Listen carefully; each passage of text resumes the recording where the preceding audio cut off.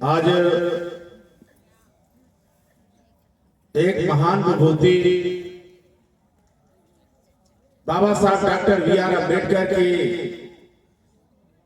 इस सफर में हम सफर रहे रमाबाई अम्बेडकर का जन्मदिन है और आपका ये कार्यक्रम रमाबाई अम्बेडकर के जन्मदिन से शुरुआत होकर के और संत रविदास के जन्मदिन पर समापन होगा। तो दो महान विभूतियां आपके इस कार्यक्रम के साथ जुड़ रही हैं और महिलाओं द्वारा ये कार्यक्रम है, महिलाएं इस कमेटी में हैं, ये और खुशी की बात है। इसलिए रमाबाई अम्बेडकर के विषय में 2 मिनट की हम चर्चा करेंगे कि रमाबाई अम्बेडकर बाबा साहब के साथ जब विवाह हुआ और विवाह के बाद बाबा साहब पढ़ाई कर रहे थे। हर महिला का अपने हम सफर से होता है कि हमारी इच्छाएं पूर्ति हो। आप क्या करेंगे इससे नहीं मतलब, आप मजदूरी करें, चोरी करें, डकैती करें, हमको 2500 की साड़ी चाहिए, हमको सोना चांदी चाहिए, हमको अपने मायके जाना है, हमको ये करना, हमको वो करना, हमको धन है रमाबाई अम्बेडकर सारी इच्छाओं का दमन कर दिया केवल इसलिए कि बाबा साहब डॉक्टर बी.आर. अम्बेडकर पढ़ाई की ऊंचाई तक जाकर के हमारी करोड़ों करोड़ों बहनों के कि गुलामी की बेड़ियों को काट सकते। रमाबाई अम्बेडकर का पहला लड़का यशवंतराव अम्बेडकर था। उस लड़के के बाद जितने बच्चे हुए सारे के सारे बच्चे मर गए। रमाबाई अम्बेडकर उपले पाट करके, आवारा पशुओं के उपले पाट करके अपने बेटी इंदु के इलाज के लिए पैसे इकट्ठा किया था। और बाबा साहब की जब चिट्ठी आई कि रामू मुझको जो स्कॉलरशिप के पैसे साहू ने दिए हैं वो पैसे किताबें खरीद लिया, मैं एक भूखे रह के पढ़ाई कर रहा हूं, कुछ पैसे हो तो भेज दो। अपना दर्द हर व्यक्ति अपने माता पिता से पहले और उसके बाद पत्नी से बताता।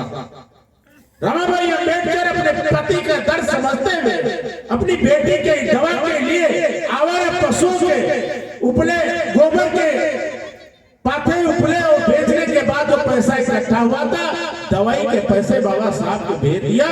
और हिंदू बीमारी के अभाव में, दवा के अभाव में कला करा के मर गई। रमाबाई अम्बेडकर चिट्ठी में हवाला कर दिया।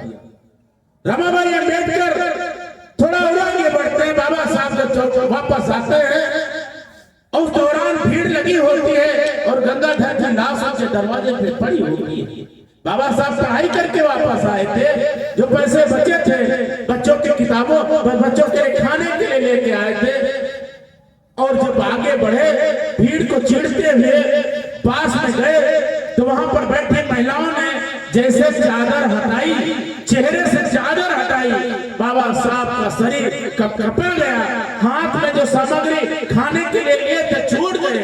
बाबा साहब अपने बच्चे के लाश के पास बैठ कर रोने लगे कि जिस बच्चे के लिए मैं खाने के लिए सामग्री लाया हूं वो बच्चा जीवित नहीं है। वो थोड़ी देर बाद अंदर जाते हैं, बाहर आते हैं, जिम्मेदार लोगों ने कहा कफन के पैसे हो तो दीजिए। बाबा साहब कोट पैंट की जेबों में हाथ डाल रहे हैं, बच्चे हुए पैसे से बिस्किट टाफी ले आते हैं, इसलिए पैसे नहीं थे। फिर अंदर जाते हैं, रमाबाई अम्बेडकर के कंधे पर सर रखकर रोने लगते हैं कि मैं कितना भागा पति और पिता हूं कि अपने बच्चे को कफन देने के लिए मेरे पास पैसे नहीं। रमाबाई अम्बेडकर अपने पति को समझाती हैं, कहती बाबा साहब पढ़ने गए थे, कमाने नहीं गए थे। कमाने गए होते तो मैं जिद करती, पढ़ने गए थे, पढ़ाई में कोई आमदनी नहीं होती है, इसलिए जो बच्चा मर गया उसकी चिंता मत करिए, उसके लिए रोइए ना। वो बक्से के पास जाती है, साड़ी को निकालती है, फाड़ करके अपने बच्चे गंगाधर को लपेट कर दे देती। धन है रमाबाई अम्बेडकर, कितनी करुणामयी थी, कितनी धैर्यवान थी, कितनी समझदार थी कि अपने पति को बचाने का काम, बताने का काम करती। बाबा साहब उस बच्चे की लाश को अपने भुजाओं पे रखते हैं, भीड़ के साथ जाते हैं, दफन करके चले आते हैं। बाबा साहब से पलट के आते कहते हैं रमा इंदू कहाँ? राज रतन खत्म हुआ, रमेश खत्म हुआ, इंदू कहाँ है? रमाबाई अंबेडकर पैर पकड़ के रोने लगती है, कहती है जिस समय आपने पैसे मंगाए थे, दवा के लिए मैंने पैसे रखे थे, खाने के लिए भेज दिया, वो दवा के अभाव में खत्म हो गया, मुझे माफ करना। बाबा साहब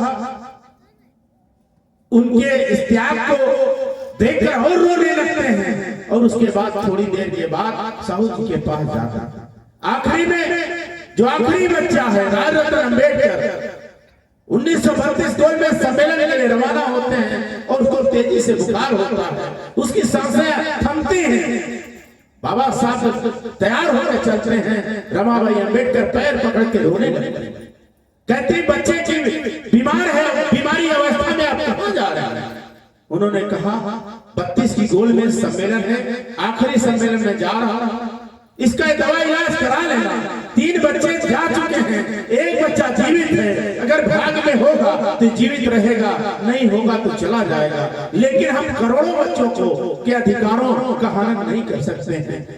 और कहते हैं जाके दवा इलाज कराओ। रमाबाई अंबेडकर बैठ की तरफ बढ़ते हैं, उधर सांसें बढ़ती हैं, बच्चे की सांस टूट जाती है, जाके जेठ से बताते हैं कि बच्चा खत्म हो गया। बाबा साहब अगर रास्ते में हो तो बुला लाइए।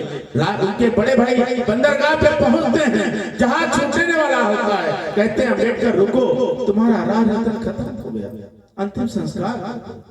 बाबा साहब की आंखों से आंसू की धार बहती है, एक तरफ समंदर है, एक तरफ उनकी आंखों में दुख का समंदर है, आंखों के पानी समंदर के पानी से टकराता और कहते हैं यदि मैं लौट कर चला गया भाई, क्या बेटा जीवित हो जाएगा? रमाबाई अंबेडकर की बात याद आती है, कहते लौट कर चला गया तो क्या बेटा जीवित हो जाएगा? कहते नहीं, जीवित तो नहीं होगा। तो कहा जीवित जाने से नहीं होगा, लेकिन मैं अब लंदन नहीं गया तो करोड़ों लोग इस देश के जो कुर्मी काची अहिर गढ़ली अतेली तमोली नाई भुजी कहा लोहा सुनार साथ सैनी मोरे सुहा हैं, जो चमार पासी नटगंजड़ बढ़िया हैं, ये हजारों करोड़ों जो संख्या में जातियां हैं, जातियों के चक्कर में दबाए जाते हैं, अधिकारहीन हैं, उनके हजारों की संख्या में रोज मौत होती है, वो मर जाएंगे। उनको जिंदा करने के लिए, उनके अधिकारों की लड़ाई लड़ने के लिए मुझे जाना जरूरी है। बाबा साहब चले जाते हैं, बड़े भाई लौट कर आते हैं और कहते हैं, रमाबाई अंबेडकर के अपने बड़े जेठ से पूछती है बाबा साहब कहां आए? नहीं, उन्होंने कहा कि आपका जवाब आपको भेजा। आपने जब जिस समय साड़ी फाड़ करके पुराने कपड़े में लपेटा था तो उन्होंने कहा कि पुराने और नए साड़ी में लपेटने से जीवित नहीं हो सकता है, रमा से पूछ लेना। रमा ने बताया था, रमा ने हमको ज्ञान दिया था, उस ज्ञान के माध्यम से हम रमा को प्रश्न उत्तर दे रहे हैं कि मेरे आने से बेटा जीवित नहीं होगा, जाने से करोड़ों, न जाने से करोड़ों लोग जीते जी मर जाएंगे। तो ये तो आपका दिया हुआ ज्ञान बाबा साहब ने आपको वापस कर दिया, अब आप बताएं क्या क्या? रमाबाई अंबेडकर की आंखों से बहता हुआ आंसू, बहती हुई धार रुक जाती, कहते कोई बात नहीं, गए तो गए बेटा, गया तो गया, लेकिन करोड़ों लोग जो अपने अधिकार न जाए और वो अपने बेटे को, अपने जेठ को दे देते, अंतिम संस्कार हो जाता। रमाबाई अंबेडकर जब अंतिम दौर में जो है टीबी हो जाती है और मरने की कगार पर होती है, तो बाबा साहब अपनी बेटे पत्नी के पास बैठकर सोचते, रोते, कहते हैं बाबा साहब आप पूरी जिंदगी पढ़ाई किया, आप डॉक्टर बन गए, आप वकील बन गए, और शास्त्री बन गए, मंत्री बन गए, हमको क्या मिला? हमारा इलाज कौन करेगा? बाबा साहब कहते हैं कि आपका इलाज करने वाले हजारों डॉक्टर हैं, आपकी बीमारी टीबी का इलाज करने वाले देश में हजारों डॉक्टर हैं, लेकिन जो मेरे समाज में छुआछूत, गरीबी, अंधविश्वास की बीमारी लगी है, इसका इलाज करने वाला कोई नहीं, मैं अकेला हूं, मुझे माफ करना। बाबा साहब अपनी पत्नी के पैर पकड़कर रोते रहते हैं और रमाबाई अंबेडकर अपनी सांस तोड़ देती है। धन्य है आज का दिन, उनको समर्पित है, आज की सांस समर्पित है, हृदय के सारे यहाँ पर बैठे हुए सारे लोगों की तरफ से उनको फूल समर्पित हैं। उनका कर्जा इस देश की महिला, इस देश के पुरुष, इस देश के एससी एसटी ओबीसी और पूरे लोग नहीं उतार सकते हैं। देश की प्रधानमंत्री आदरणीय श्रीमती इंदिरा गांधी ने कहा था कि डॉक्टर अंबेडकर न होते तो मुझ जैसे महिला को इस देश में पंच बनने का अधिकार नहीं था, प्रधानमंत्री बनने का अधिकार केवल बाबा साहब ने दिया। उनके धन्यवाद ज्ञापित करने के लिए मेरे पास अल्फाज नहीं। एक देश के प्रधानमंत्री पंडित जवाहरलाल नेहरू की बेटी मोतीलाल नेहरू की पोती कह रही है कि बाबा साहब को धन्यवाद देने के लिए मेरे शब्द कोश में शब्द नहीं है।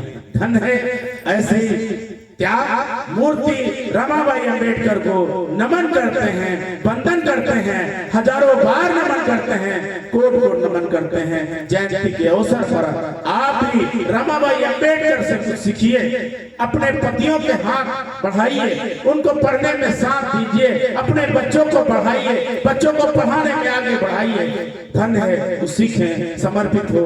आदरणीय इन्हीं बातों के साथ मैं अब चाहेंगे कि आरपी गौतम साहब अपनी बात रखें। कोट कोट जय भीम, जय भारत।